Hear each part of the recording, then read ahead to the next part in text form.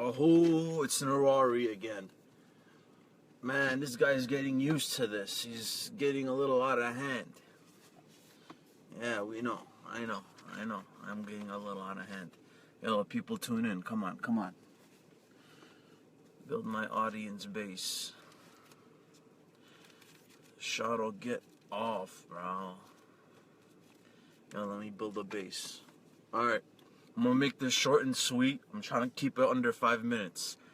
This is probably gonna be the most amazing thing you'll ever see. I always tell people that this book right here, the Bible, is literally alive. It's a book that lives. And this is how we know this is a supernatural book inspired by God.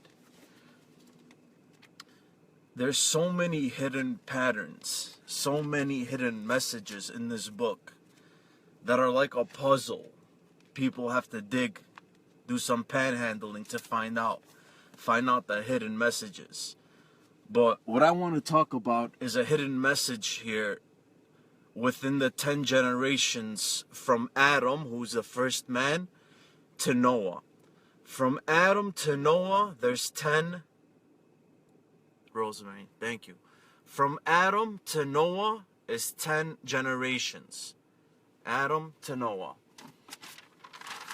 I've written them down here. They're probably gonna appear backwards. Adam. After Adam is Seth. After Seth is Enosh. After Enosh, Kenan. After Kenan is Mihalel. After Mihalel is Jared. After Jared is Enoch. After Enoch, Methuselah. A certain, you'll hear a word in that. Methuselah. Motha. After Methuselah, there's Lamech. After Lamech, it's Noah. And then that's when God destroys the world. Now, each one of these names has a meaning in Hebrew. And Hebrew's close to Aramaic. Let me get my glove on, because it's 23 degrees here. Each one of these names has a meaning. Adam, Seth, Enosh, Kenan, Mihalel, 10 generations. Adam means man. Seth means appointed. Enosh means mortal. Kenan means sorrow. Mihalel means the blessed God. Jared shall come down. Enoch means teaching. Methuselah, his death shall bring. Lamech, the despairing. And Noah means rest or comfort. For those of you tuning in, I'm just revealing a hidden message in the first 10 generations from Adam to Noah. Each name has a meaning from Adam to Noah. When we translate those names, Adam to Noah, we translate those names. Adam means man. Seth, appointed. This is what it says. Adam, man. Seth, appointed. I'm just going to read this. I'm going to read the verse to you. Amazing prophecy in the Old Testament. No way men could have done this. This is a supernatural act of God. Adam, man appointed mortal sorrow. Man is appointed mortal sorrow. Man is appointed mortal sin. Man appointed mortal sorrow. Mihalel, the blessed God shall come down, teaching that his death shall bring the despairing, Noah, rest or comfort. You didn't catch that. Adam means man. Seth means appointed. Enosh, mortal.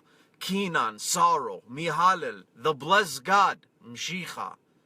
Isho Mshicha. The blessed God. Jared shall come down. The blessed God shall come down. Enoch, teaching Methuselah that his death, Christ's death, Lamech will bring the despairing. Lamech means the despairing. Noah means rest or comfort. That is amazing, beautiful. How do you explain that, atheist? That the Jews who don't even believe in Jesus make this up? Man appointed mortal sorrow. We're appointed mortal sin. We're appointed in a fallen creation. The blessed God himself shall come down in the flesh, teaching that his death will bring the despairing rest or comfort.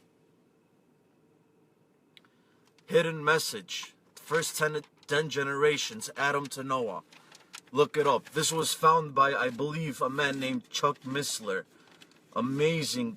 The things he finds in the Bible is the hidden passage. This is just one of them. You guys look deeper into the Bible, you will see amazing prophecies, hidden patterns, mathematical patterns, hidden messages. Who comes up with this? Unless it's a supernatural being behind this book we call the Bible. Everything in the Old Testament is a foreshadowing, is pointing towards one man, and that's Christ. The 12 tribes of Israel, the 12 stones that Joshua puts, Joshua puts on the Jordan River represented the 12 tribes, which represented the 12 disciples. It all came together. A perfect, what an amazing God. This book is alive. And I keep notes every time I see a gem in here. Because every time I'm just like, wow, what an amazing God. Who are you? I am who I am. Who I am. It's an amazing prophecies. I suggest you guys to look this up. Look up a hidden message from Adam's genealogy, Adam to Noah. And explain to me, my atheist friend, how this could be a coincidence. This is just one of them. I'll give you hundreds more. But I just wanted to make it short and sweet. I hope you guys like this video. Hidden message. Adam to Noah. Man is appointed mortal sorrow, but the blessed God shall come down, teaching that his death will bring the despairing, us, rest. The whole gospel message in 10 names. In the first 10 generations, the whole gospel message of Christ is written, foreshadowed. Amazing. So, I encourage you guys to look at this stuff because it's really mind-boggling. How can what kind of God is this? What kind of mind? He says, my thoughts are not like your thoughts. So when I see these things, like just one more example, I was reading. When you're reading anytime in the Old Testament, you come across, for example, I'm reading when Abraham buries his wife Rachel. I think it's Rachel or Sarah or Rebecca. I forgot. He's burying one of his wives. And it says he buries his wife in Israel, comma, her tomb stands till this day. Her tomb stands till this day. Why would a writer write that? That makes no sense. Me as a writer, you don't write, yeah, I'm sitting here writing this in my car till this day, as if I know I'm going to be here forever. I go further down. Joshua lays 12 stones upon the river, comma, which stand there till this day. I'm like, why is God specific about saying stands there till this day? You know why? Because every word in here is fact and truth. I went to look up Rachel's tomb. Sure enough, it stands there till this day. I went to look up the 12 stones. Sure enough, archaeologists found them. There's so many things that the Bible says stands there till this day. And sure enough, they stand there till this day. That just to prove that God says not a dot from this book will be erased. Not a dot, not a single slash. Nothing is new under the sun. I'm telling you what's going to happen before it happens. We already know what's going to happen. To the Christians that understand what I'm talking about, we already know what's going to happen. To all you non-believers, the atheists, you guys are just looking at me like I'm a crazy Bible thumper. But if you're calling me a Bible thumper, I wear that badge of honor proudly. Thank you for calling me a Bible. I'm not even worthy of the title Bible thumper. I'll keep thumping till the day I die. The hidden messages from Adam to Noah, the whole gospel message right here. In 10 names. Adam, Seth, Enosh, Kenan, Mihalel, Jared, Enoch, Methuselah, Lamech, Noah. Man appointed mortal sorrow, the blessed God, Mashiach, Jesus, shall come down, teaching that his death, through Jesus' death, the despairing us will be brought rest or comfort. Whew! Powerful. Powerful. I'm going to end it right there, because I could go on for another 15 minutes. Bushin pshena chizmani. Once my show gets up and running, you guys are going to see a lot more. You guys are going to hear a lot more. Edmund, watch this. You're going to like this one. Anyway, have a good night. God bless everyone. And do not read 50 Shades of Grey. Harry Potter. This is the only book you need. The most powerful book. The most amazing book you will ever read. Right here. Some of you will not see it. Some of you cannot see it. But to those of you that will, God will open your eyes to the magic and mystery in this. The magic and mystery that is hidden in this. Mut Shades of Grey, mut Harry Potter, mut Lord of the Rings. Those are this compared to what's in here. The magic and the mystery that's in here. God bless you all. Just have one sip of water. God bless you all. Watch this video, share this video, and research it yourself. Watch it yourself. You'll be amazed at the hidden messages, all the hidden prophetic messages in the Old Testament pointing to Christ, pointing to Mashiach. Amazing. David, warrior, Messiah. Gideon, warrior, Messiah. Joseph, suffering Messiah.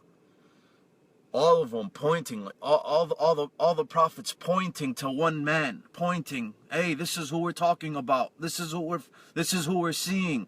In the book of Daniel, Daniel says, I see someone riding on the clouds. One last one. This was beautiful in Daniel 7 or 13.